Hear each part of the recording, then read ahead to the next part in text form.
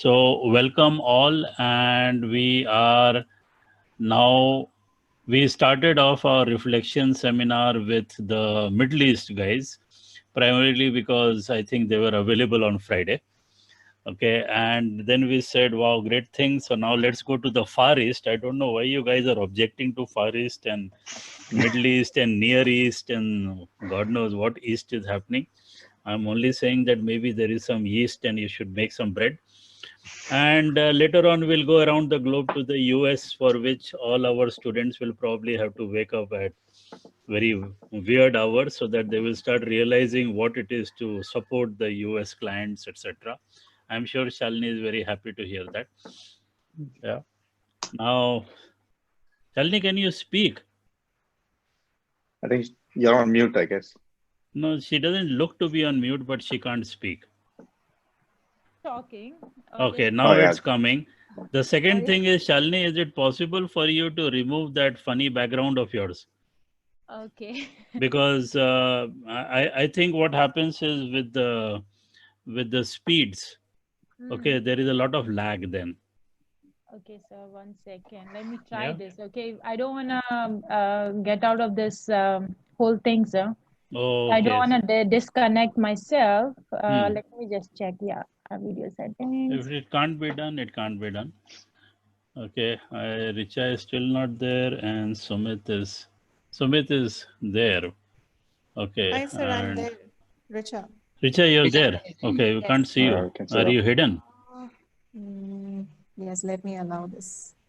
All right. Hello. All right, there you go. And Hey, Shalini. Sumit and Monica are still hanging around. Okay, so uh, Mm, I'll talk to Karanth, or Richard. Can you talk to Karanth and ask him what to do with yes. Sumit and this thing, because there's some Yeah, I'll check. weirdness going on. Okay. Yeah, I'll All do right. that. In You the carry on, meantime, sir. I'll start moving forward. All right. So welcome all of you. Sumit is here. I'm in. Okay, Finally. great. And now only person that's left is Monica. Okay, and Monica is still there. So she has to be somehow, she has to rejoin as this thing. I'm sure Richa will take care of that. So let me move forward. All right. Shiv has given his excuses. Shiv has suddenly something urgent has come up. So I'm going to start, as I said, from the top. And between Amar and Sumit, I'll start with Amar because A comes before S, last I know. All right. All right. So, Amar, can you tell us something about? Okay, first and foremost, let me give two things. Number one, I'm extremely grateful to the 3-5 batch, primarily because this was the third batch that came into IBA. IBA was relatively unknown. And I think between 1 2, 2 4, and 3 5, and I think primarily 3 5 trained me as a teacher. Okay I think I don't know मैंने कितनी पिटाई की है कि नहीं लेकिन तुम लोगों ने मेरी बहुत पिटाई की okay so I think I learned a lot from you guys as to how exactly to wield a stick and that has come in very useful. It has created a street cred about me and thanks a lot for that, for both for making me as a teacher and secondly for joining IBA when IBA was relatively unknown. And because of you guys and the things that you have done, what has happened to IBA, it's become a very well reputed college now. So, once again, thanks. The second thing I realized today is that the current 2022 batch was probably getting born while you guys were getting beaten up by me. Okay, so it gives the sense that while I was sort of beating you into becoming corporate ready, there was another batch of people who were just coming in and parents were saying, "हाँ इसको MBA बनाना पड़ेगा, IBA भेजेंगे, etc., etc., and all that." So eh, you actually make me feel very old now. Okay, so imagine that. I mean, okay, so let's start with Amar. Amar, what made Yeah. you join IBA? What were your expectations? What happened? What did you learn? Okay. Why did you join whatever you joined and therefore moved forward? All right. Okay. Yeah. Yeah. Hi. Good afternoon, everyone. First of all, thank you all, Manish sir, Chandrakant sir, and Lisha ma'am for giving us this opportunity to share our views. Okay.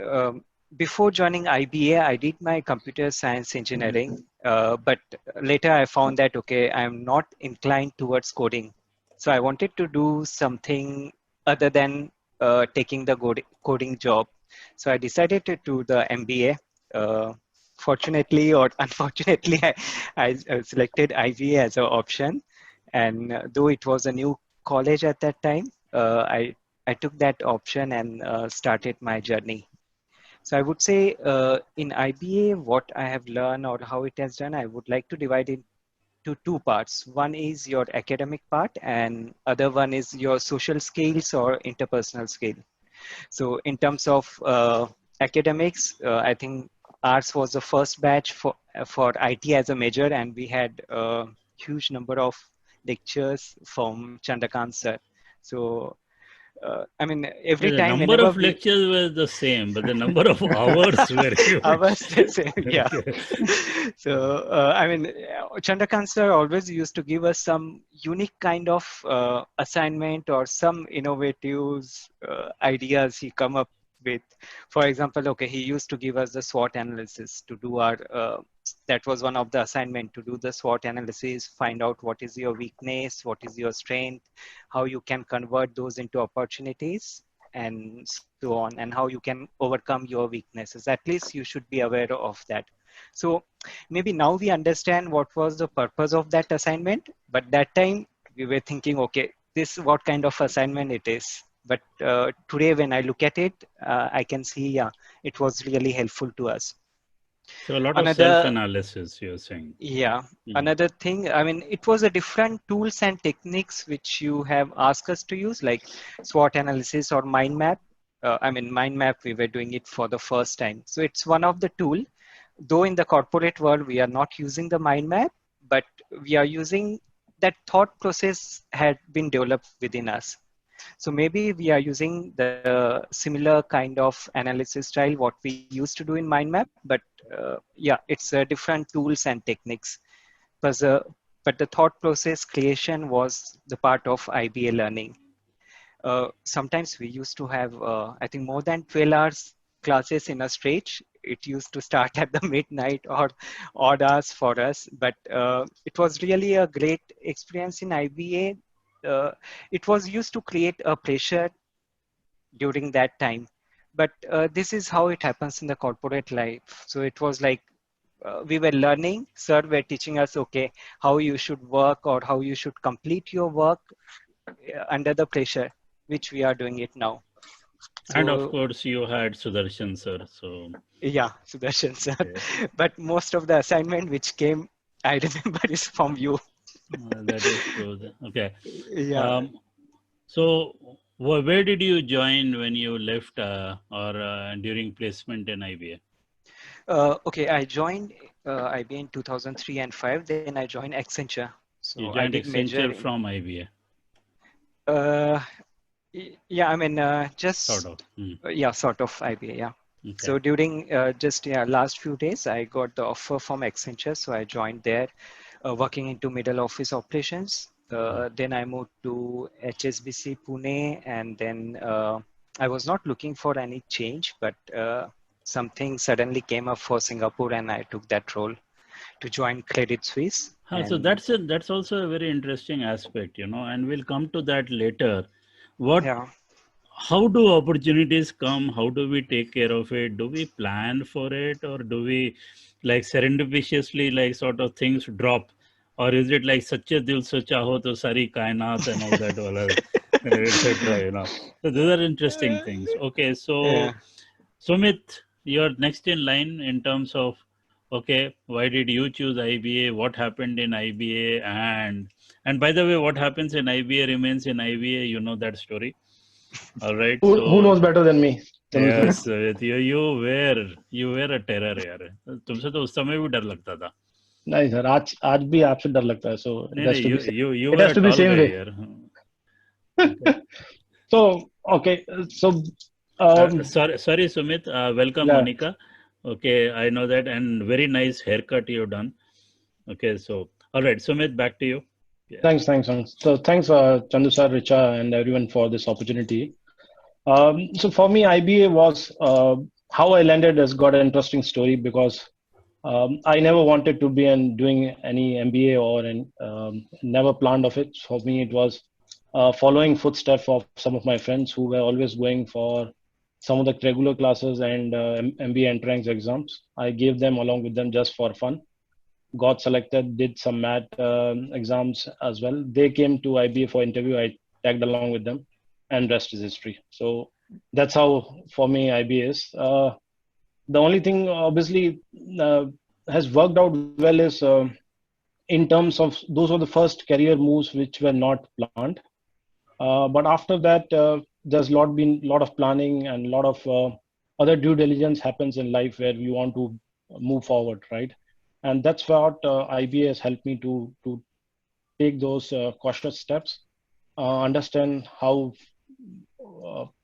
how hard can be a corporate culture, or how hard it can be to survive outside those walls of IBA. When you step out, obviously there's a lot of different world. And in terms of career progression, obviously it has helped me a lot. Otherwise, where I always thank God and thank Manisha and all my faculty who has helped me to turn and where I am today. So obviously, for me, IBA is a lot like a temple, and it has helped me to grow, helped me to be a better person. Do all the struggles in the corporate life and also in the personal life. So it is not only about you're studying what you're doing, it is also about more about your interpersonal skills. It's all about how you live, how you make your bonds along with those 156 people who are come from different set of backgrounds, who comes from a different part of India and probably not talking about the same language and not having the same set of mindset. So I think that obviously was a great opportunity to be in. And while couple of career moves which were unplanned, like, so I obviously for everyone's benefit, I joined IBA in 2003, passed out in 2005. My major was marketing and minor was international business. But all those were some things I never wanted to do finance, so I picked up marketing. I never wanted to do IT, so I picked up international business. Probably some of the terror might be because of Chandu sir, but some of the things also because of my own skill sets. But I don't regret any of them because whatever I do and whatever I have done, it has always helped me to grow. So that way I thank God to be. Yeah. Two very interesting things you pointed out. One was a common theme of struggles, right? And we'll come to that further down. The second was the fact that you might not like a subject, but what you don't like, probably you have to do. And that's what happens in real life. I mean, I very frankly, I started my career in sales, and I said after doing my MBA, boss, I'm never going to get into sales again. Okay. And within 10 years, I was like actively selling once more. So things that you always think I'm never going to do again, unfortunately, you have to do everything during an MBA because you never know when it comes in useful. So that's a very interesting aspect. So Umesh, since you're nodding your head, move on. Tell me something. Thank you, sir, and good evening for everyone. I think very grateful and quite excited to actually speak to each one of you and connect with you. My story is not unique, and the reason that I say that is also because with 1 billion people in the country, it's very hard to find unique stories in there. And what actually makes it unique is the experiences that you have. And to sum up an 18-month experience in a few minutes is very, very difficult. But it's how life is, right? And I think what I'm glad for is I got into that institution like everyone else. I think we expected it is going to be very easy, and it's going to be one of the most enriching experiences. It was never easy, trust me. And I think if you think that getting into the institution was the difficult part, getting out of that and also getting into life was much more difficult than what you would feel. And I think I'm sure a lot of you would feel the same way once you are out. In terms of expectation, I think like every one of you, we had an expectation of 100% job guarantee. right? I mean, that's one thing that actually gets you into the institution. A good track record, a very good batch of peers, and really, really beautiful and really intellectual faculties that actually pull you through the institution, and the reputation that the institution has right over the years. And I think what Chandu sir said was pretty accurate, because the batch 0305 was more or less the most immediate batch before us, which we could gauge. And then the obvious reason that you would end up in an institution is to actually look at some of the pass outs and where they've been placed and see how they're doing. And that becomes a benchmark for you and helps you in making certain decisions in some way. And I think we were pretty proud.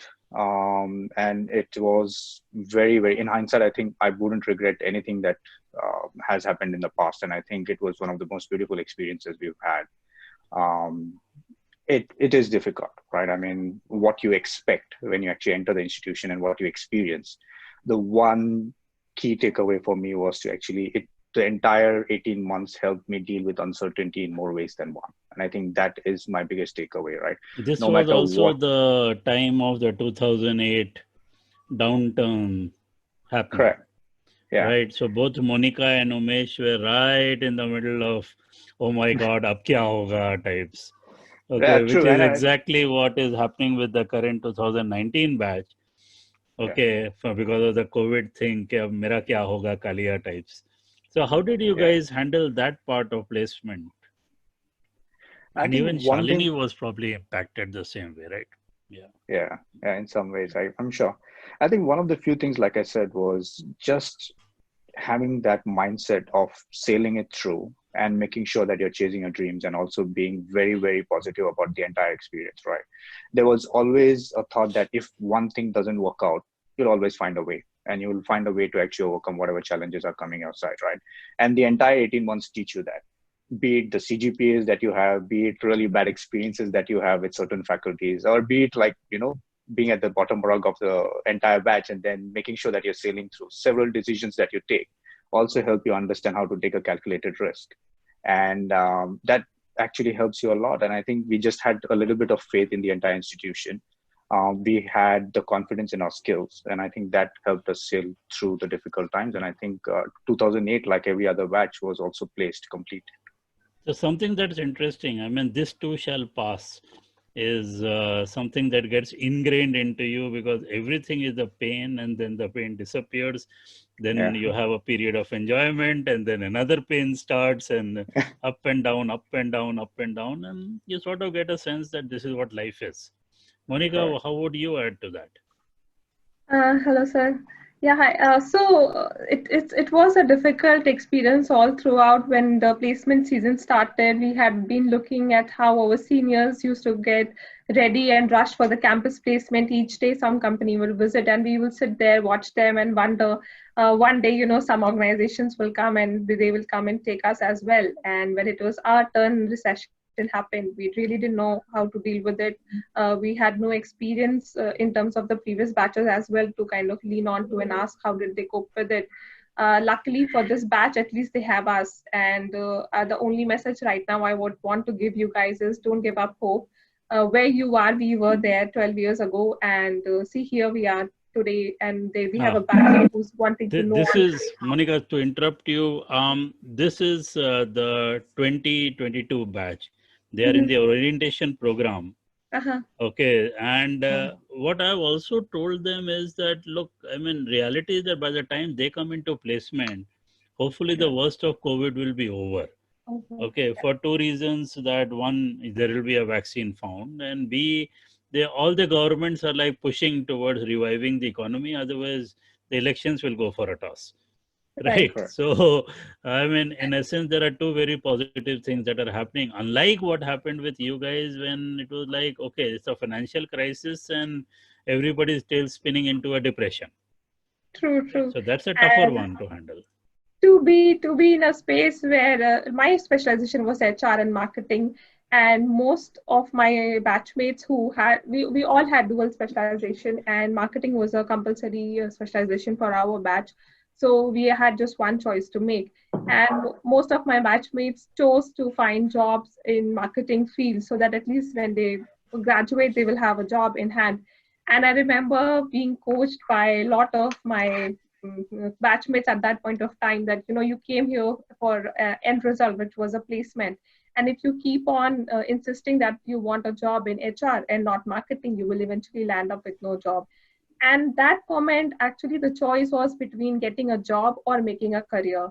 And I was very clear I wanted a career in HR. Somewhat me. I will not give in. I will not, don't just take up a marketing job for the sake of it and then regret it every day, single day for the rest of my life. I have wanted to be HR forever. And that is the reason I came here to do an MBA. And that is what I will do. So I remember all my classmates, 31st December was the last day for our batch in the hostels, and they all packed their bags. I was the one sending everybody off and waving the goodbye. And 31st January was the extended date that was given to me to vacate the hostel. And 14th January, I got placed with an organization called MAHR, which was later acquired by Randstad. And I was the happiest person. I was the last person to leave from my batch, the hostel and the campus, but I finally made it to it. But when you were actually doing goodbye to all those people, it must have felt terrible. It felt terrible. Of course, I had days where I would just lock myself in my room and cry. And I didn't know how to call my parents. I came from a small town, so I didn't know how to call my parents and tell them that their daughter was still not placed. And they would be distressed also because they also don't know how to handle it. So it's sometimes better not to tell them anything. Yeah. So every time they would ask me, how is it going? Companies are coming or not? And I'll tell them some creative story. I think the creative writing now that I do must have stemmed from that time. But yeah, it was difficult. But like I said, it was a choice to be made, whether a job or a career. And I was very clear I wanted a career in HR. Right. And Shalini. Hello, everyone. Thank you, sir, and thank you, Richa, for organizing this. Like Umesh said that we are, in the country like billion people, there's no unique story. Mine is a very unique story. I will Yours tell why. Yours is a very unique story, Shalini. I'm sorry, but Umesh, mine is a unique story, and you'll agree with that. I never wanted to be in sales, like Chandu sir said in the beginning. Never wanted to be in sales. I thought that I wanted to be in HR because I come from a very comforted family back in a small town, again from Jamshedpur, where the girls are treated as girls and the guys are treated as guys, in short. But then so happened that in the campus, everyone's getting placed and there are higher CGPA and there's a lower CGP, and people were always telling that this job belongs to this CGP and this job belongs to this CGP, all in good sense that, of course, you need to study, you need to learn hard. Of course, why I joined IBA is a different story, because my dad thought I should do MBA. I never thought I wanted to do MBA, but I'm very grateful I chose IBA and I did MBA. Two reasons. Thanks to Chandu sir for screwing us day and night and sending us projects, weird hours, giving us short hours to complete the project. And then over and above, we had other subjects to read and study. And then Chandu sir is intention. I would say giving us short hours to do the project was a very high intention to keep us under stress. And how we behave under stress, I think this was the best part of MBA for me, because that learning has made me fight through my career. And I do have a career only in sales. Today, I can say like it's been a decade from 2010 to 20. Wow. I also feel old now, sir. I think I am meant for sales. And this I realized 5 years ago. So I was placed with Reliance Broadcast Media Limited with Big FM. I went for interview 2 rounds and they told me you can't do it. And that's when something triggered inside me. I was like, okay, my parents tell me you can't do sales. You should not do sales. And my friends tells me, you should not do sales. You're a girl and you're pretty. You should not go out under the sun. You should not walk on the road. You can't manage bus, auto, rickshaw, whatnot. And I don't know why. I think it comes from the blood of my family. My dad is a businessman and a lawyer. My sister is a great HR as well. And my brother, everyone. So they're all doing well. So it came from me that why people are telling me I can't do it. And this is when it's triggered me again and again that I want to do it because you said I can't do it. And it happened that in Reliance, I was the best sales achiever within 6 months. Again, sir, that was the downtime because of the recession.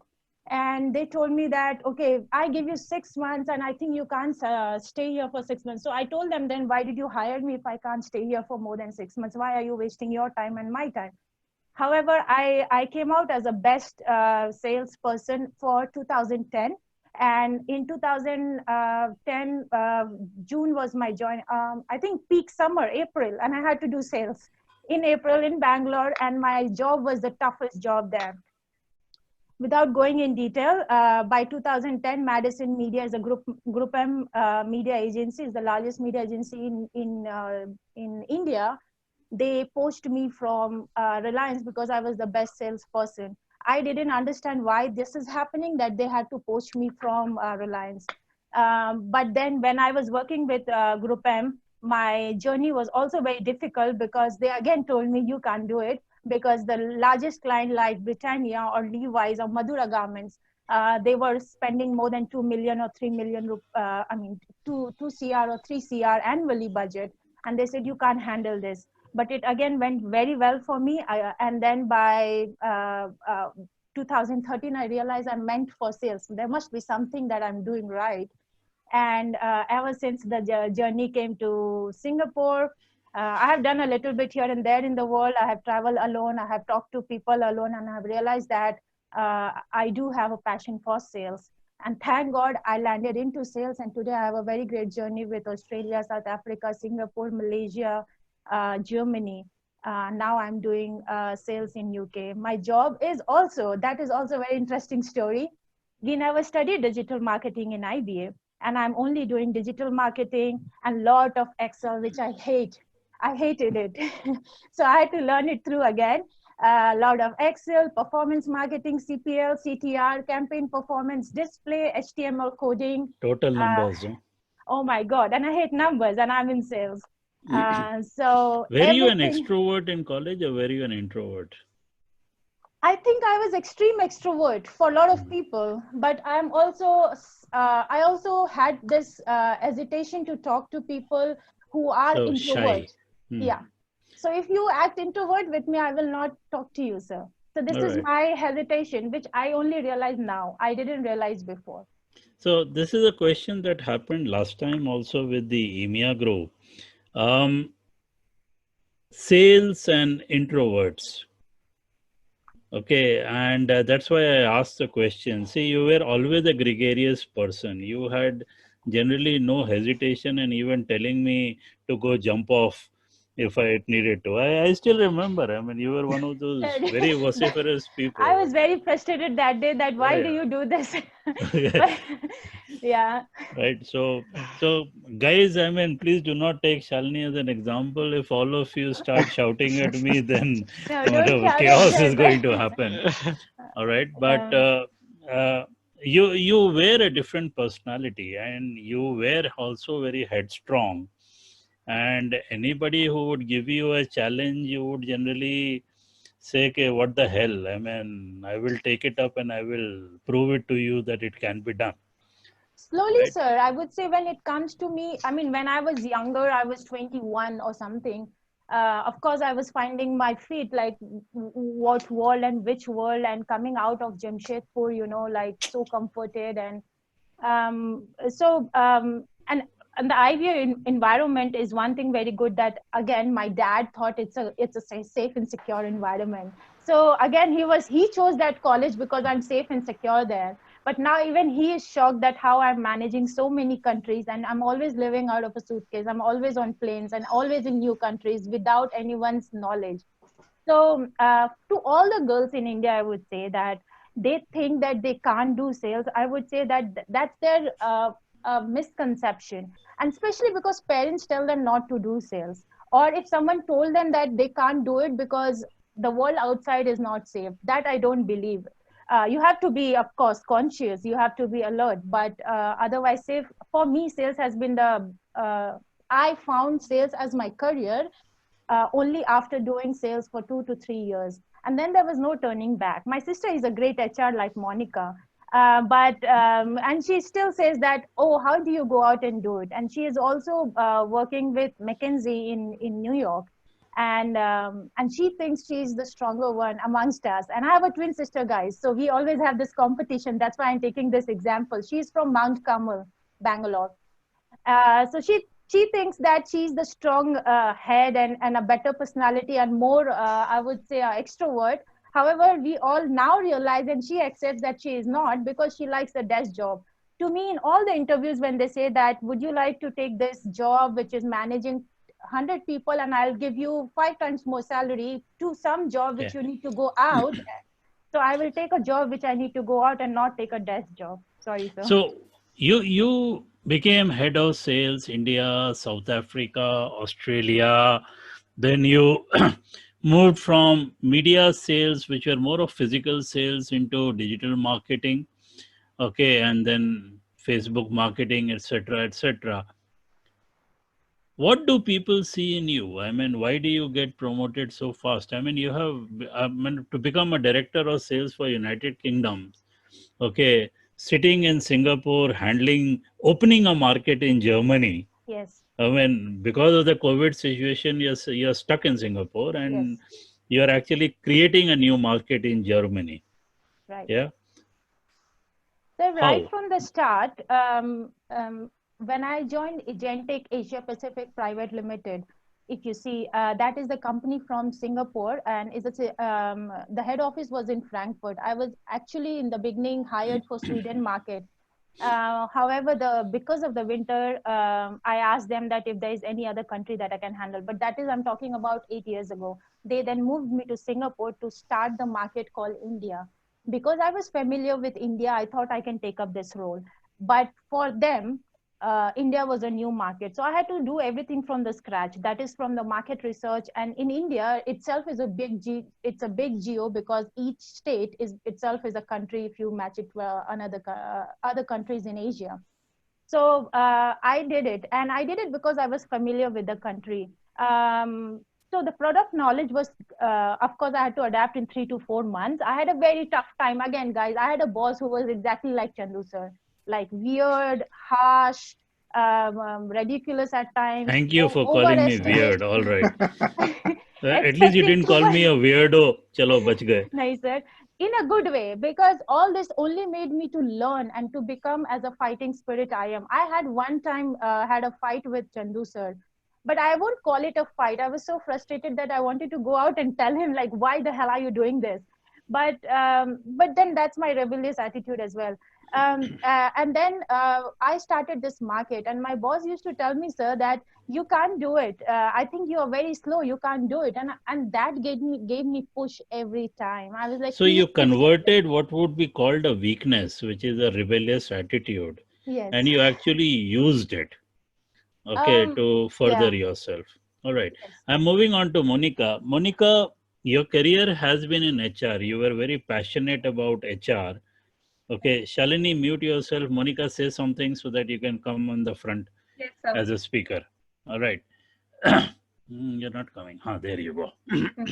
So, one thing that you said was that whatever pressure came, you said, I will stick to HR and chahe mar jaungi, lekin HR hi leke jaungi types. And after that, you have stuck to HR, right? Yes. Now, even last time when we had this reflection thing, and there were a lot of students who wanted to do HR, and they're saying HR mein sirf recruitment hi hai, and isn't that like sales only? So, I mean, is there really a career in HR? And if so many people are opting for HR, to mera kya hoga? What do you think? What do you say? Track your progress, track your decision making, track how you have moved from place to place. Okay, and I really want you to focus on the women empowerment aspect of it, because even last time Richa and I were shouting at some of the students who were saying, "मैं तो लड़की हूँ, मैं क्या कर लूँगी" and all that. और मन किया था मतलब go through the screen, गला पकड़ के थोड़ा सा shake करो अच्छी तरह कि मतलब मजाक कर रही हो, because very frankly, and I am sure that Umesh, Amar, and Sumit will also say the same thing.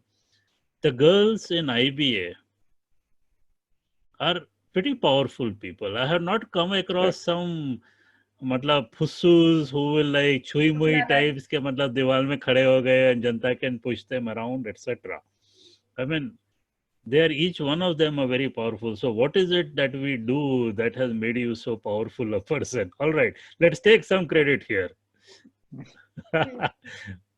No, that's kidding. Yeah. So I started my career with MAHR, which was later acquired by Randstad, and I started my job as a recruiter.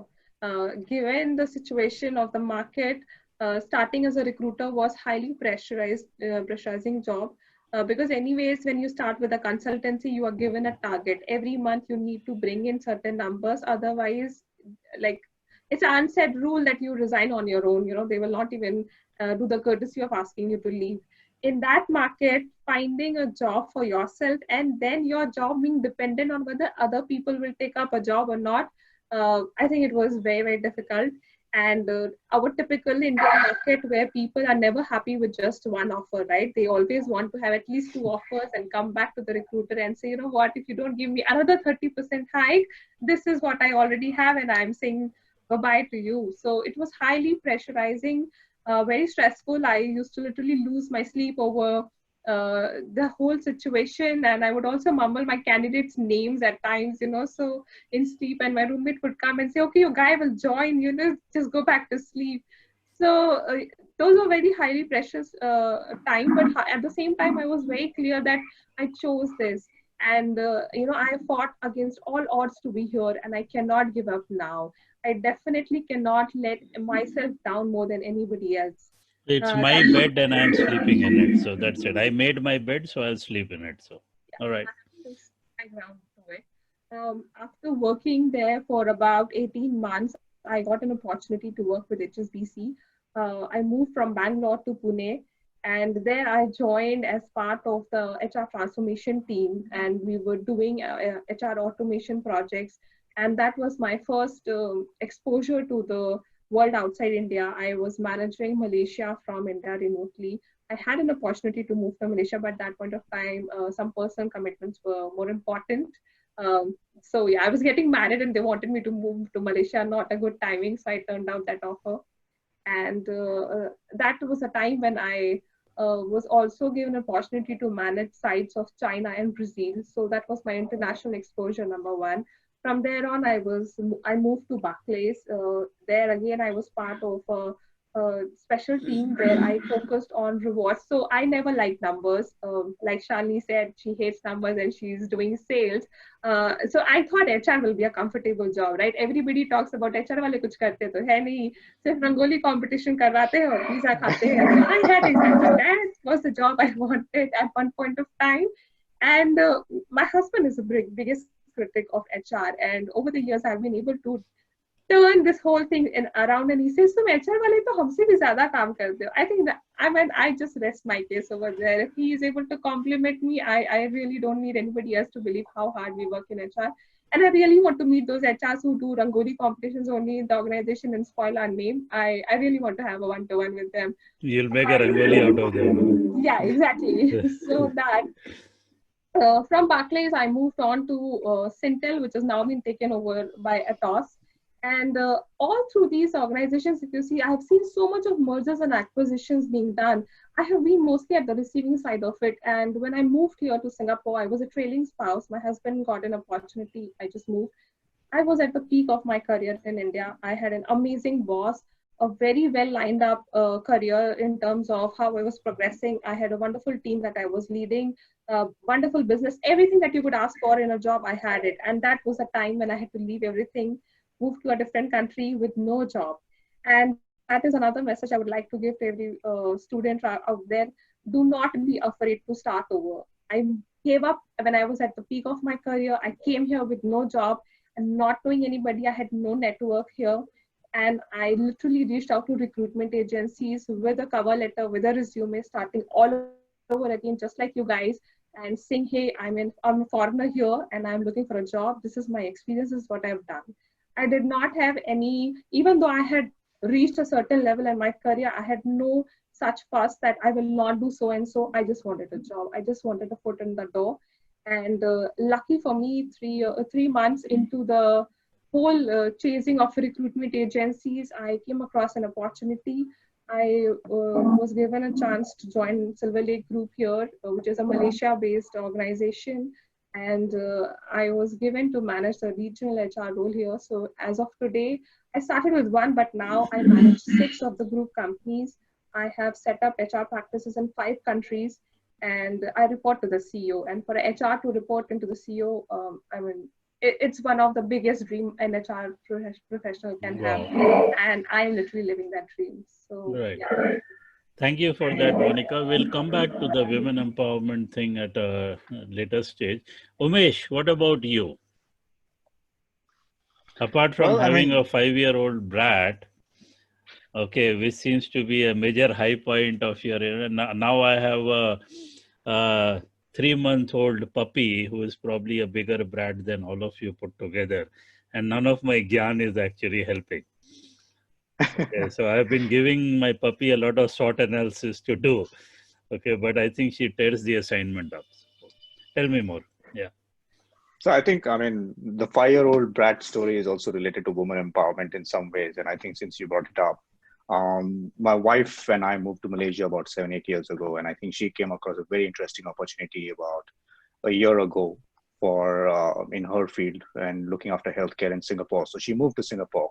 And the 5-year-old boy remains with me. And because of the COVID situation, obviously we used to do up and down every week, and for work and for life and family. So we're managing in a way where he stays with me while she's still pursuing her career over there. And I think I'm really proud of her. And that's something which I attribute that women empowerment kind of a feeling in more ways than one. I think I'm really proud. And I think it also gave me an opportunity to deal with certain situations which you are completely not aware of, which has it in you in different ways that you can actually deal with. I mean, managing work from home with a boy who's not going to school at that age where they are actually very attached to their parents is also a very tricky situation. And I think and pretty hyperactive also. Oh yeah, very hyperactive. So I mean, it's not an age where you would listen and comprehend and understand everything that happens around you. And I think I'm really proud of the situation that we are in right now, to be very, very honest, and the way that we have managed it so well. So that's the reason the 5-year-old story comes into play as well. But in terms of my professional career, I think there was a very interesting point that you mentioned during the chat in the beginning, that how does the opportunity present itself? And I think that was one of the critical points in my career where I moved to Malaysia in different ways as well. There was an opportunity in here in one of the offices that I was working in, which was Fleishman Hillard at that point in time. And I think at that point in time, also the office was going through a severe issue in terms of its performance, in terms of attrition and stuff like that. So an opportunity presented itself in the most difficult way. And that also was a very interesting opportunity to actually see if I could pass through it and survive. And I think that was a turning point in my career where things worked out really well. I think we were able to turn out the situation in a way which was very favorable for the business. And from that point onwards, I was never hesitant towards taking on challenges which came my way. And I think I saw that as an opportunity to actually prove myself and also pursue something that I've never done before. And I think that opened my mindset quite a bit as well. So I've been following the same practice as a principle throughout. And I think it's helped me quite a bit. There seems to be a common theme there. I mean, all of you have taken discomfort in your stride. You have always like sort of never said no, can do, will do sort of attitude has always been there. And I think that's a great attitude to have. Moving forward, Sumit Babu. Yes, sir. I was on mute. Yeah. Tell me something. I mean, you've been in the hardware business. I mean, essentially what? You're in telecom. You're in No. Sorry. So no. So I'm not in telecom. I'm in hardware and services. I mean, yeah. Hardware and services sales. Yeah. But that is where the interesting thing which I told you I never wanted to be in. I never wanted to be in IT when I was doing my MBA. Eventually, my story is a little similar to Monica. I was not the last one to be placed, but last 3, which we all got 3 placed between me, Ashish Rawat, and Arindam Kaur. And obviously, we all 3 went to Hyderabad into a Dell BPO. After doing MBA, you're doing night shift. So we literally used to tell each of us, we used to literally go office around 11 and come back at morning 7. And in Hindi we used to call कि कुत्ते पकड़ने वाली गाड़ी आती है और पकड़ के ले जाती है और रात भर काम कराती है सुबह छोड़ जाती है. So that was a story we used to tell each other and motivate for first 3 months. The good thing is obviously that gave a career move, and that gave an inspiration to look beyond what you've been taught, and that's where my career started into an IT, looking which eventually doing very hardcore tech job, working in Hyderabad, looking into government and defense. So I got perspective of how the Indian defense works, working with DRDO's missile complex, all the tsunami projects. So I think that was quite an thrilling and entertaining journey. You never expected all this stuff when you were there in IBA. Never. So that's the reason I say no. It is when you are doing an MBA and when you probably really work in the corporate field, you never know where you land up. But the eventually is the things that you have to be ready to take it up. And if you leave it, probably might not be a good for some people. So I took it up, whatever came in my way. This is interesting. The reason why I'm interrupting you, Sumit, is there are people who asked me this question. I'm an engineer. Can I specialize in finance? And the finance guy is saying, I'm a finance guy. Can I do analytics? Okay. And people are telling me you can't do this and people can't do this. And I'm listening to Shalini and saying, ये यहाँ पे होती है और मैं उसको शालिनी को बोलता Shalini you can't do analytics, so she would have been first one to start doing R programming or whatever it is. The same thing is happening with you. I mean, you also think about it. Every time a challenge has come to you, you have basically said कर लेंगे. So see, Chandu sir, that is what I think the greatness about being there, working with a close proximity of yours and those set of people while we were in IBA, right? We never knew what we are going through across there itself, right? And that's what I'm saying, those 18, 24 months helped us to prepare. And I went through worst of my life, those IBA days, personally, obviously, yes, but might be some of the bit of getting placed and don't want to work probably for a certain industry or on certain companies. And I think that helped me to do those struggle, then move beyond your comfort zone. And it is all about going out of your comfort zone, which probably everyone will agree, Shani says, and Monica says as well. You will never be working in your comfort zone. So obviously you have to take that step out, do whatever comes your way, and then probably figure it out during certain couple of years when you are probably have certain exposure and experience in this particular field, what is good for you. While I came to doing MBA, or when I came to do MBA and IB, I also wanted to do HR. But probably first 6 months, I figured it out. That is not my cup of tea. I've been doing sales and I was doing business before I came for MBA. So I thought probably let me continue, because that is what my core areas of expertise and skill sets were. Because I like to talk to people. I am a people-friendly person once I start talking. And obviously then that gives me to connect and build those relationships. And that's what it has helped me in that unknown territory of IT and sales and technology sales specifically to build those relationships and be successful. So tell me something, Sumit, now that you brought this thing about I like to talk to people. There are a lot of people who say they are introverts, they are shy, etc. Have you figured this out? I mean, do you think that is this an inherent trait, or do you think people can learn to become, I mean, not talkative, but learn how to talk to people? I say I was introvert and I am still, but obviously when you put it across in a difficult situation and when you don't have a choice, so you kind of learn and build it upon yourself. In whole of 24 months of MBA, probably I would have done 4 presentations or be on stage probably 4 or 5 times. I didn't think that helped me. Yeah, that was fear. But once you're out in the corporate life, you're doing presentation day in and day out, whether it might be with slides or without slides. Today, with my fellow colleagues who are not comfortable doing presentation on whiteboarding or blackboarding without slides, I'm very comfortable. So it also is a trait which you want to inherit. I can do a workshop for a whole day without being on any slides, because you have so much of content in yourself. And when you're through your subject, you can talk about with length and breadth. Right. And I think once I'm out of those subject, and probably once I'm out of that box, I might be again introvert. So it depends how you want to take your own trait and how you want to work it around.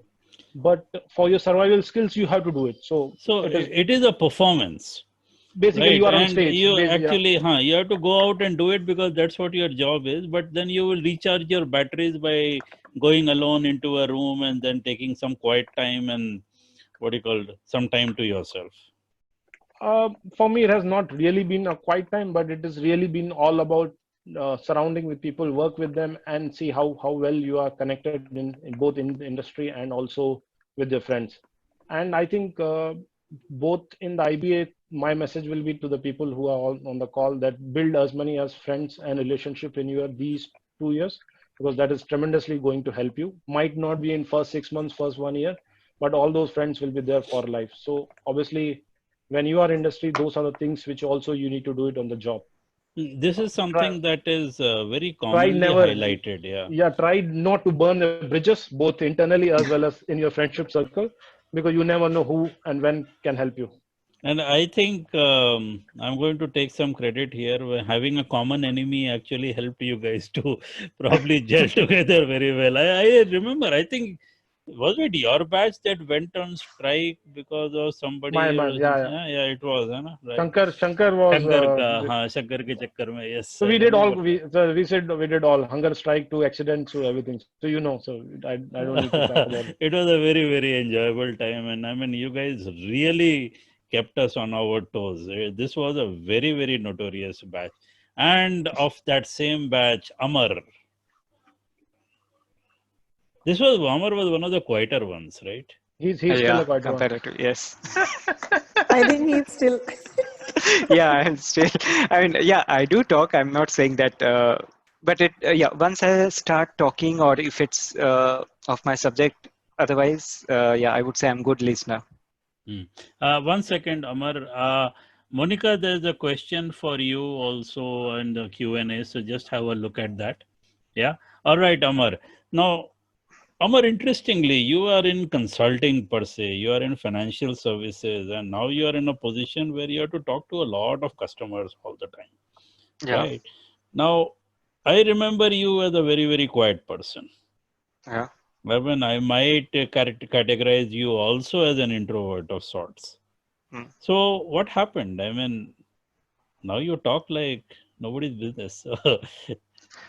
Tell me something about your journey, and also more from link it to your personality. How did you, were you a good fit? Did you become a good fit? Okay. How did you adjust? Did the company adjust? What happened? I would say when I started my first job, my boss was very demanding, but at the same time, he used to give us the credit whatever I have done. So I would say I got a lot of exposure from my first job.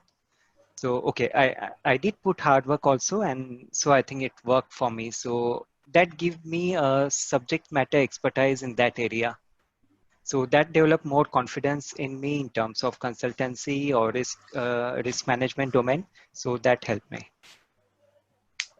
Even for now also, when we have, okay, I'm not into sales or marketing, but we liaise with our marketing and sales team to give the consultancy or to sell our product. So we also have to prepare presentations or you make are it the more subject sellable. matter expert, so to speak. I mean, so you'll have to support the sales guys in terms of telling people what to do and so on, and so what you can do and what services can be modified and things like that.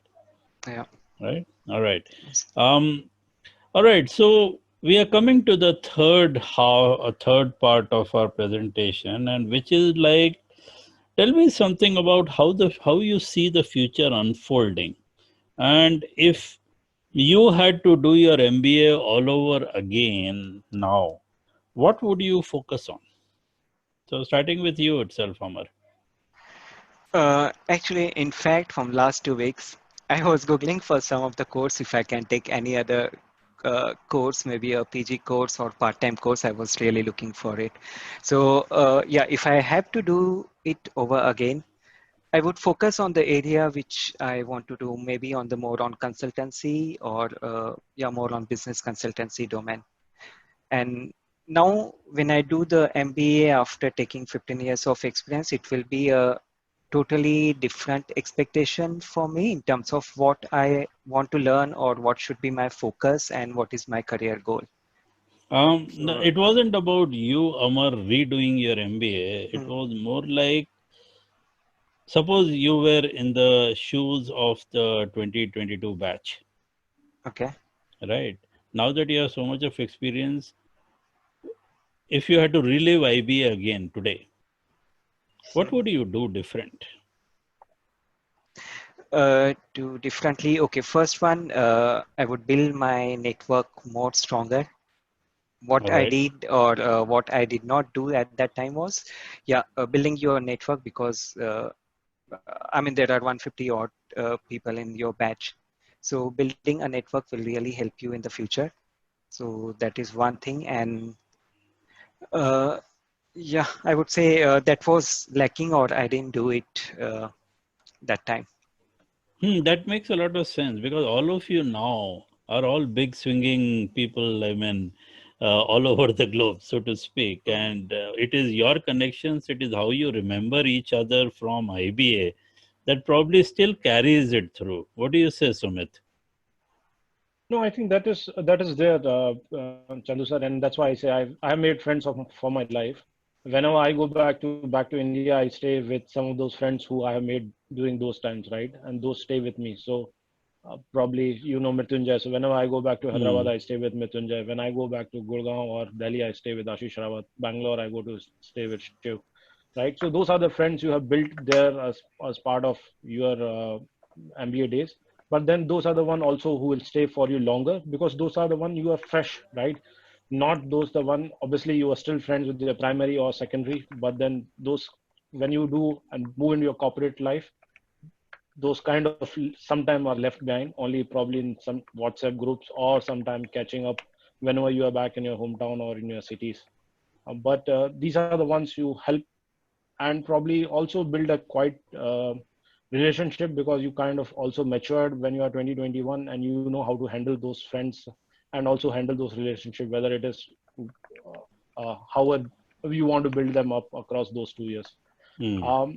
But the coming part is what the message will be, see, when you are doing in MBA or in these times, I think you should certainly look into a future of what and where the industry or the time will be after 5-10 years, right? So you never be a short sight. So if you are someone is still looking into marketing, go beyond marketing. Just don't stick to those particular subjects which are in their course books. So I don't remember Philip Kotler. I don't remember any of Hmm. my books, Hmm. and neither I don't know what I studied in those 2 years. Sorry, That's but cool. 15 That's years, cool. That's how yeah, it is. Yeah. and 15 years is long time which you have learned on the job, and that is Yeah. what But you which will remember help you. everything that happened in the hostel. You That I remember remember, all the incident that happened, and that actually really makes you. and that also helps you to build that bond between your friends, right? When probably everyone is going for summer internship, only 5, 10, or 15 of you are left. So then Hmm. you know what things will happen. Or when everyone is getting placed, you are only far few left for placement and last. Then obviously those are things which you still remember. But going back in terms of education, I'll say you should look into things like artificial intelligence. You should look into things like automation. You should look into things like machine learning, robotics, and also probably see if anyone or everyone can pick a language which can help you to do a coding or probably a bit of it. Not in certain in terms of your full skill sets, but those are things will surely help you for your life in next 5-10 years. I will not give any corporate jargon on roles, responsibilities. Those will anyway you will learn those during these 2 years, and neither I will tell what kind of things you will face in corporate because everyone has got a different success criteria and everyone has lived their own life and failures are also different. My failures probably and success will be different from all of the folks here on this call, right? And similarly with them as well because everyone is from different industry. We are struggling across different set of bosses, different set of people, peers, colleagues, and expectations. So I think, But but be question ready. is, yeah. So Yeah, but be ready. Yeah. you are mentioning AI, etc., etc. Is it really going to impact, say, a job like yours, or I'm are saying it you is changing because no, of no, these jobs? no. There obviously. So impact is there, Chandu sir, and impact is there across. So whether it is retail industry, whether it is IT industry, or whether it is consulting industry as well. Just that which and where is the impact, and is it coming to you today or it might come to you next 5 years? That is what you need to look into it. For me, I will say automation or artificial intelligence impact is because now I need to go and sell, right? I don't know anything about automation or artificial intelligence, but I need to go and sell. So obviously I need to learn about it, right? And till the time I am not able to speak on a particular subject for an hour, obviously then it is difficult to convey into your lives. And we might see things are far few at this point in time, but you know, you've been there, Chandu sir, and how the industry itself has transformed. Yeah. Similarly with retail, when I was looking into the audio or the transcript which you had called with Akshay and all, most of them were in retail or in advertising and media industry. It impacts a lot and across most of the industry because it is coming in the back end side of the business. But if you understand the back end of the business, then doing front end is always easy. That's what I was trying to picturize it. Knowing the operations is a very important aspect of it also. I mean, you can't just be selling something without knowing what's inside it. Right? Yeah.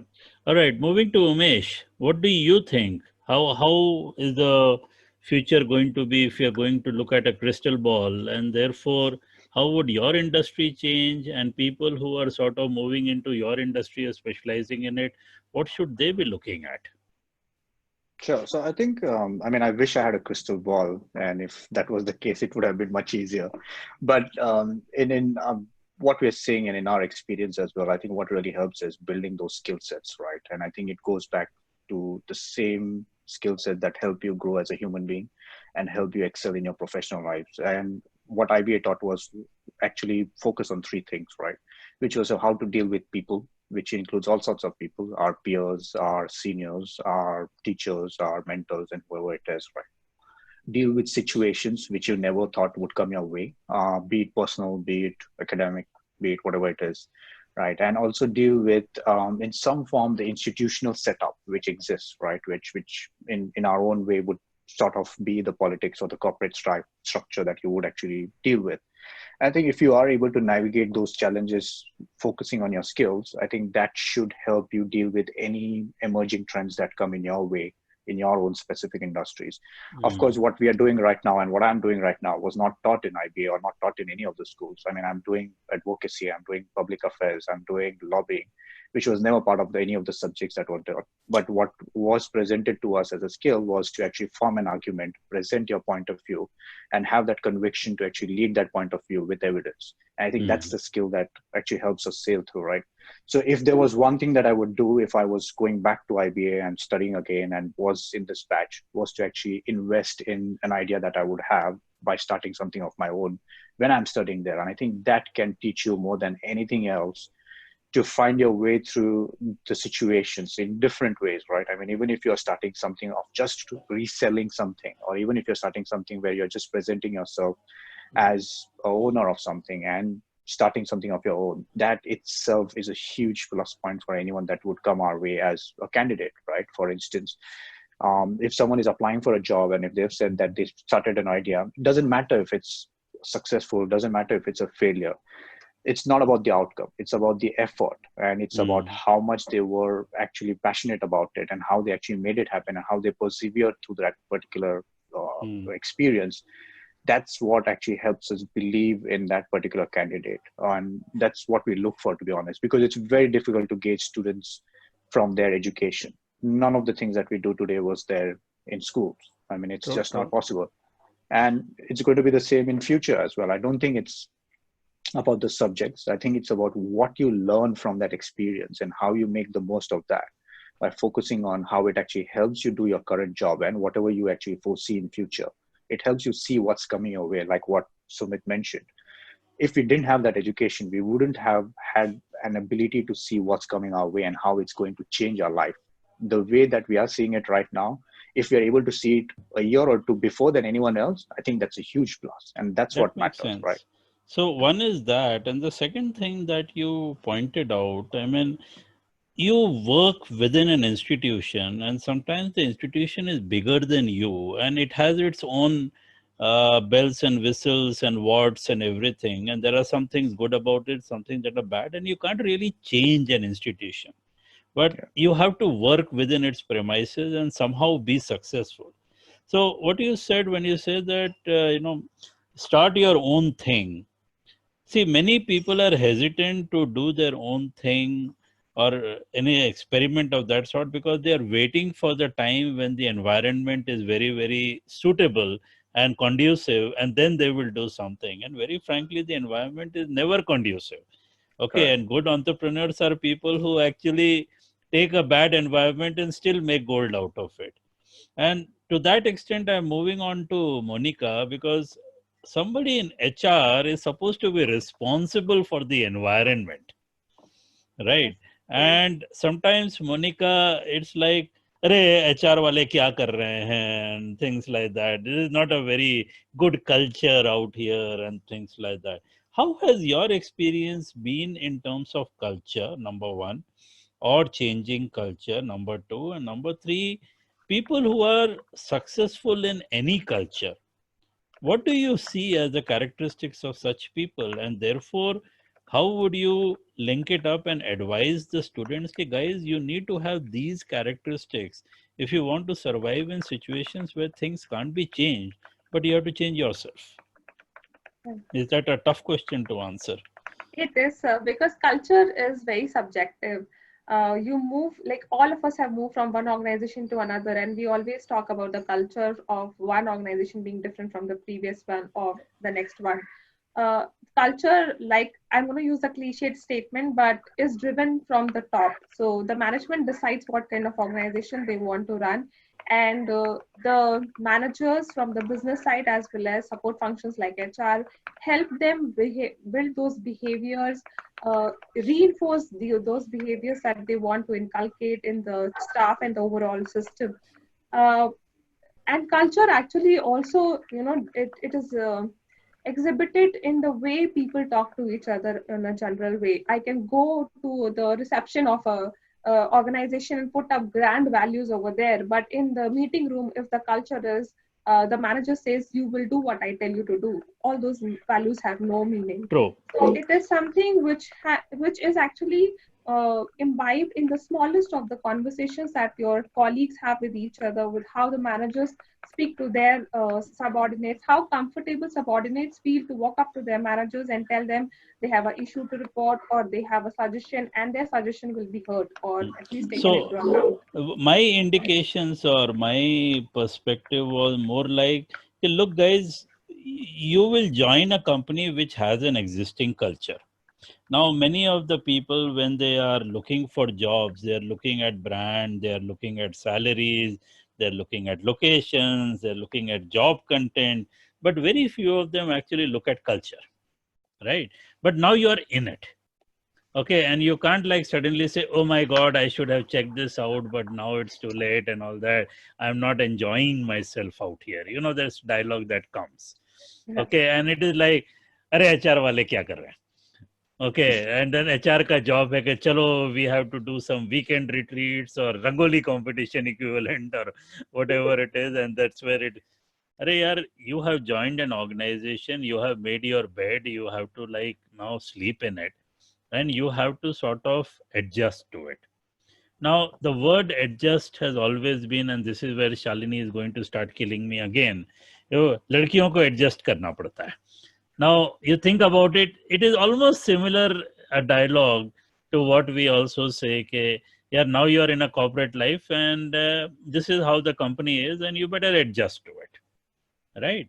Now, this whole word adjustment, and which is why I'm getting into the women empowerment thing, which is why I'm getting into whether it's an empowerment, women empowerment or whatever, any person who joins an organization is always surprised. Okay, this is not what I studied. All right. As you said, bosses behave in certain ways. Okay, other colleagues behave in certain ways. So what is it that people should do in IBA? Okay, to have this ability, to handle this sudden shock that happens to them. when they join an organization. Is that making sense to you? Yeah. Okay, and I don't think, and I mean, again, I might be wrong, but whenever we have these orientation programs, whether it's IBA or whether it is even an orientation program when a person joins, say, your company, nobody really talks about culture. Nobody really talks about, and forget those value and all that jinchaks. You're absolutely correct. I mean, you look at the values of 20 companies, they'll probably all sound the same, right? Mission, vision statements, and all that stuff. How do you handle culture? What is expected? And how do you change yourself?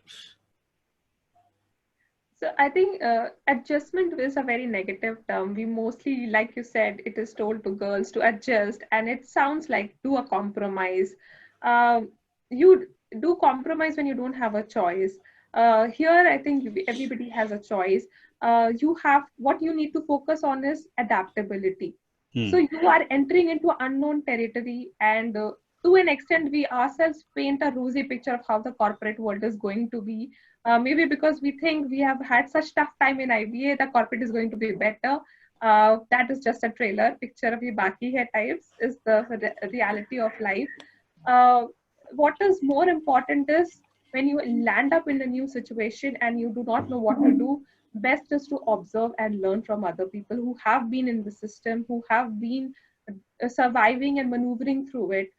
Saying I don't like politics, I don't want to be part of it, it's not going to work out. This was something that was taught to me by Chandu sir. I was going through a very difficult time in my professional life, and I called him and I said, this politics, I cannot take it. I am not a political person, I can't do anything. And then he told me, do you know what is politics? And I said, no, I do not know. And he told me, if there's something that more than one person wants, there will be politics. And the moment he simplified it for me, I knew that I'm never going to get away from it. So the point is, be adaptable. Understand that you are a new person in the system. You will need people who can help you sail through this whole new system. And that is where the mentors in the new corporate world will help you, will guide you. It's important to have those people who are your brand ambassadors, who are your confidant in the new organization, who you can walk up to. So a lot of organizations have introduced this buddy system. So basically this person will be somebody who you will not be reporting into, but you can walk up to that person who will help you settle down and understand how this overall system works. The only point I would say is have a positive outlook. Do not give in. Remember, every time you feel down, remember why you came in. What was the purpose? If the moment you remember your purpose, everything else will seem meaningless. Focus on what you're supposed to be doing in that organization. Do not get distracted with the negativity all around. So it's basically a cycle. When you join an organization that is supposed to be the best organization in the world because you have chosen to join it and leave your previous one behind, after a while you will start looking at the faults in the organization. This is not good, this is not working well, my previous organization was better, and that whole cycle will come back. You'll get super duper frustrated, or some other reason you will start looking out for a job change. You will find a new organization, and then the same cycle will repeat. The only thing which is consistent is you. So how you have chosen to conduct yourself during those years or months that you've spent in the company, through adaptability, through acceptance, and focusing on your work is what is going to define how you come out differently from one organization to another. Monica, what you said actually holds good also from a relationship point of view. See, I mean, again, people get into a relationship and everything is very nice and great, and then you start finding chota faults, and then slowly it becomes a bigger one and things like that. And again, this whole question comes, you want to stay in the organization because there are good things, but there are always bad things. Okay, sometimes your boss changes, you had a good boss and then suddenly you had a bad boss. Okay, who brings in a different culture from a different place, etc. Right? And somehow you have to make do. And rightly said, I mean, the word compromise, the word adjust is a very wrong thing. Adapt is a better way. And what adapt essentially means is to understand what is going on, understand who are the players out there, and then change your behavior pattern. Okay, and I think that's a very key part.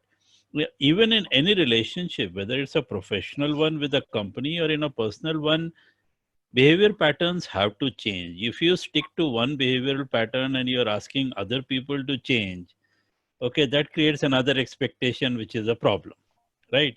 And as Amar said, and as Sumit said, and Umesh also said, we are talking about an institution, and asking an institution to change its behavior pattern for your benefit is not really going to happen. So either you quit and you leave, okay, or you start changing behavioral patterns. Yep. Shalini, what do you think about this? It is very interesting that everything Monica highlighted, it's just like feels like a mentor speaking. So really, I was about to say everything which Sumit said and everything which Monica said. So I would not repeat everything which these guys have said. And I think coming from sales point of view, which Sumit said, I will repeat everything. Adding on to, in my situation, I only had to adapt. Because as Monica said, you need to adapt. I never adjusted, so I always adapted. I always had to adapt because equally I wanted to learn. And when you want to learn, you need to adapt. New people, new skills. When I say skills, I'm not talking about the IT skills, which I hate. But I remember, Chandu sir, you told me in the college one time, and this is like years ago. I had a little situation in the college. I had a fight with a college mate and another sir. And then you told me that, why do you think the thing should be according to you? Who told you this is the right way? I think having a mentor like you guys is also very supportive. As Monica said, make a brand ambassador. There was a time I was in South Africa, sir. I told you, I just can't handle this stress. I think you wouldn't remember. You said, who told you you can't handle this stress? What is the stress about? Do you like what you do? Do you have passion for it? And then the next morning I was fresh again. So clubbing Monica and Sumit's point, if you see from my horizon and the experience I come from as sales, that I had a multicultural sales experience. One day I was in Singapore, another day I was in India, another day I was in South Africa, and day after I was in Australia. Every country has a different skill set and interpersonal skills. For example, it is very important to adapt to that culture.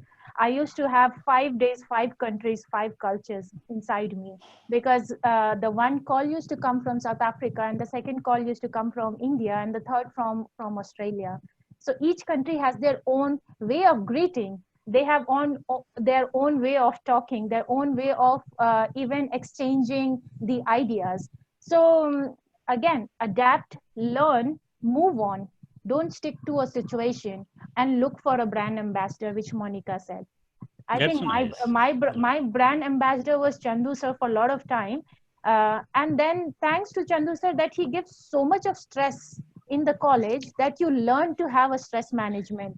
Then the corporate stress and I used to be awake so I used to work for 5 countries, and I was always be awake. I couldn't sleep. There were 6-7 months that I just didn't sleep because of the time zones of different countries.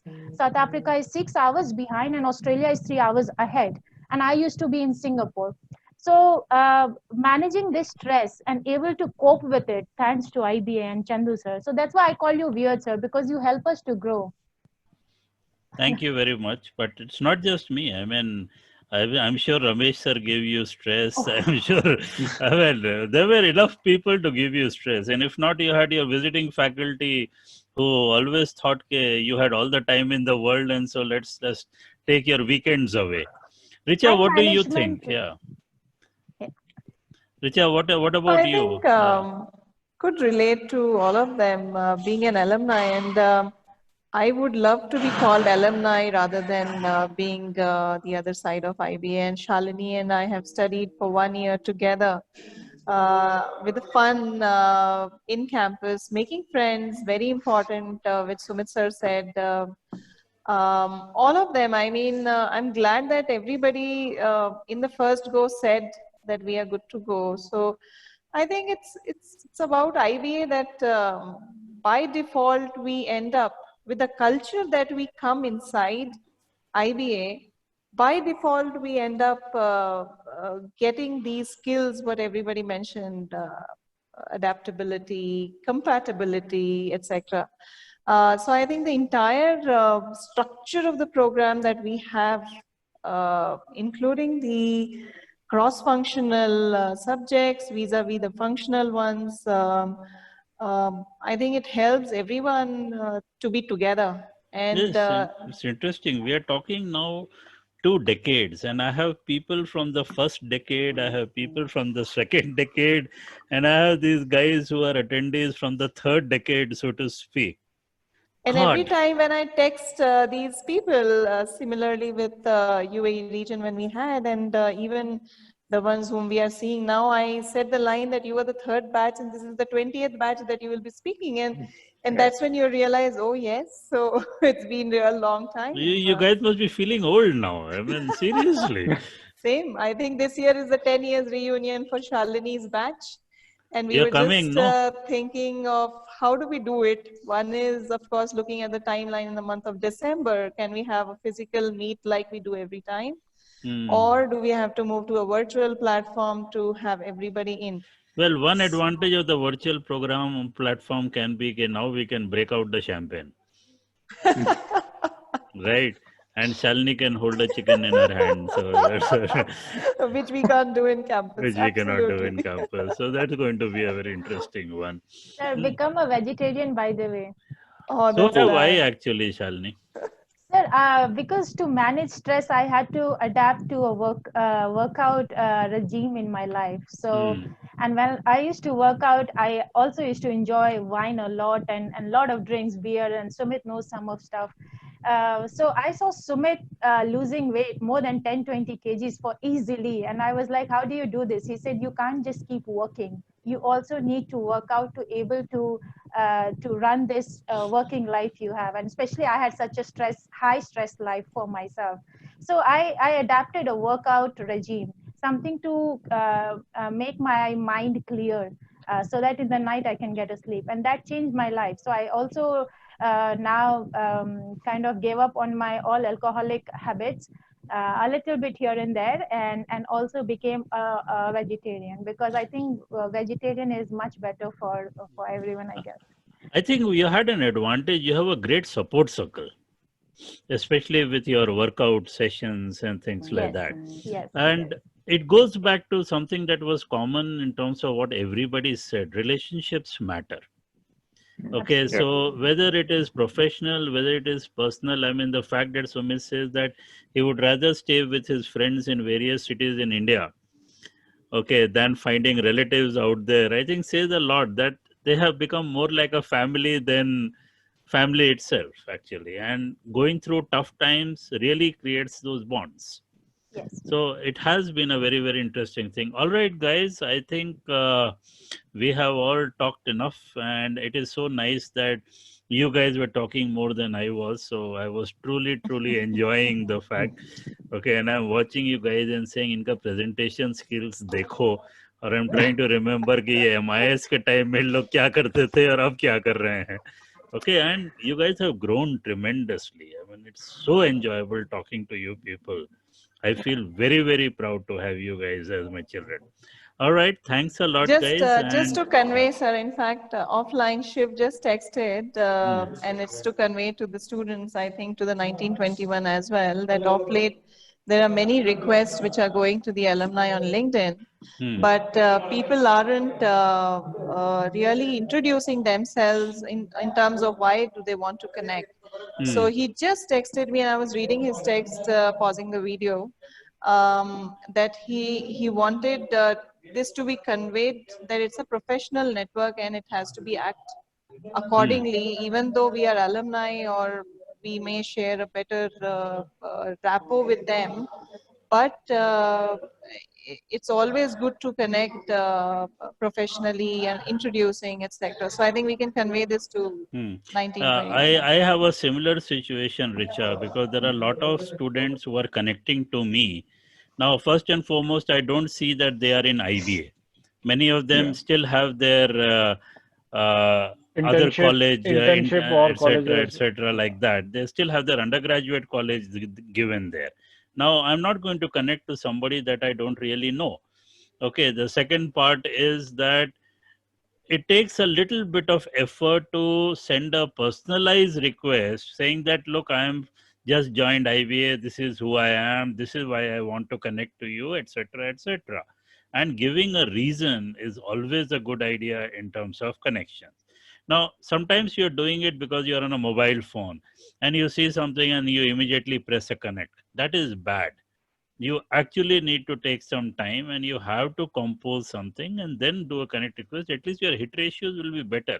I'm sure, I mean, all these people are so senior people, all of you.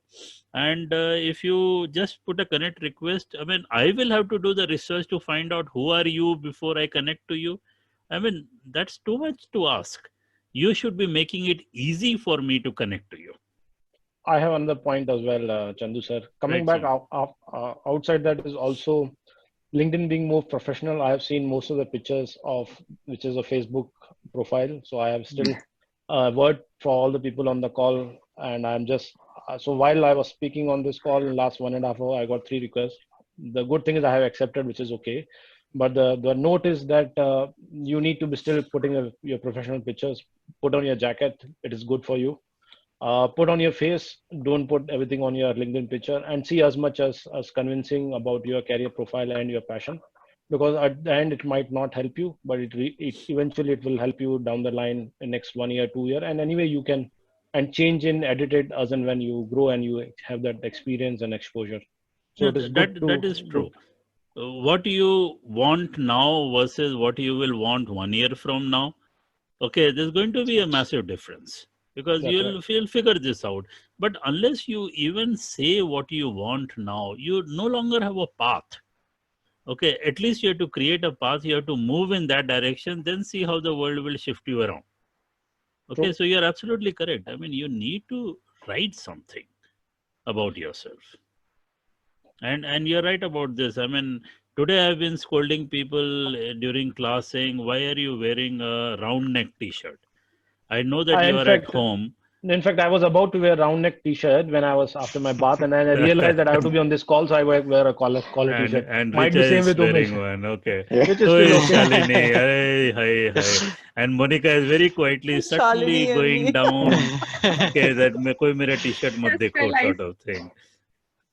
Okay. Adding on to that, Chandu sir, you mentioned that create your own path and journey. I had this experience that I took up this role with Reliance, and that time I didn't have as such a thought that what I want to do, but I wanted to take that to make myself hard and strong and create a path and a journey. And I'm glad I had that first choice taken, so that today today the journey from IBA, which was of course a stress management and a lot of pressure, which made the Reliance job. And if you Google, the guys on the 2021 will know that if you Google, the most stressful sales happens in Reliance Industries. I agree. Even Google says that. But I They, didn't feel so much stress there because I had just come out from IBA. So for me, it was not the most stressful job. And then moving on, today I'm happy and I do my sales on sitting in Singapore for UK, and my company is in Frankfurt. So things, you need to create your own path and your own journey, and you will always find things changing every 2 years. You don't have to, but whatever comes to your way in IBA as a placement, take it up. And then never say learn no. from there. Never say true. no. Yeah. And so on that note, I would also like to say to all the women who think they are becharis, I think more than anybody else, you need to start telling yourself that you're not a bechari. Don't be a suffering Sita. Don't be a Abla Nari. There is nothing that you can't do. It's all a mindset. Unfortunately, the society that we live in, it is categorized like that. Things are changing. It will definitely take a few generations for the absolute change to happen. But change begins with small baby steps. You got to stand up for your own self if nobody else is. Like I said, be your own brand ambassador. Talking about myself, I have had a tremendous journey in terms of coming from a small town where my parents were discouraged to send me to a far off city where they would not be able to come and check on me and what I was doing and stuff like that, to traveling to various countries all alone even after marriage. I recently had a baby girl. I'm a new mother. I'm still here talking to you all while my baby is being taken care of by my husband. So It's all about finding the right partner, somebody who understands the relationships. Do not get into the kind of relationships that you would have grown up seeing and then realizing hum to kuch nahi kar sakte. That's not the fact. Work hard and you can have everything. Do not try to at the same time be superwoman. Reach out to your people, reach out to your family, your friends, get extra help in terms of, you live in India, the advantages, you can always have supporting staff to come and look after your house, your kids, whatnot. Tap into the ecosystem that you have, work hard, and you can have a job, a career, family, everything that you want, as long as you have it right here. If you think I can't do it, or I will have to give up one for the other thing, then nobody can help you. I will tell you, I travel quite frequently for my work. And when I was expecting, I traveled until the airline told me that effective next week, you are officially and legally not allowed on the aircraft. I was traveling until that last minute. I did not make it, oh my God, I'm pregnant, so I cannot travel, I can't do this. No, and all through my maternity leave, I have been working. The first thing I put in my hospital bag while I was going to hospital was my work laptop.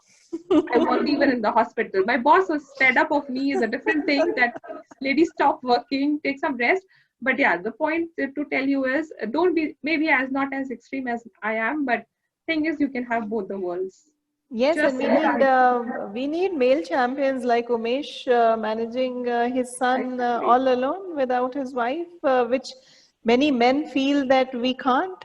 And of course, your husband as well taking care of the child. So we need male champions managing and sailing through along I'm with doing the it women. differently, and Shalini and Richa will totally gel with me. The 1921 batch, the girls are doing more push-ups than the guys are. Yeah. And in fact, they're competing with their brothers, and they're like beating them hollow, and the brothers are like all open mouth and say, "Ye kaise ho gaya?" All right. So, I mean, when people say women can't do push-ups and stuff like that, what bullshit is this here? Who said? All right. Yeah. So thanks a lot, guys. And it was lovely catching up with you. And especially, I'm sorry to say, my favorite, the 3-5 batch. I mean, I everybody always says, keep even Manish saying sir that. says that, Yeah, and this we, is I'm the not best finding batch, so to speak. yeah, seriously, I'm not finding an algorithm to break that. Despite our batch and Shalini batch, we did so many things, started so many things, which you people keep giving example of 3-5, but I've not got a algorithm to break that I think notion. we were so naughty, But Richa. Richa, We you were had to so do time naughty, trial. but I don't But know every what. time, I mean, a 3-5 batch comes in anywhere, he or she is the first one to be looked at by at least these two of them, Chandu sir and Manish sir, and They all have the dealt older with faculty. wild animals. I mean, they have dealt with snakes. They have dealt leopards. Okay, they have dealt with wild guys like us.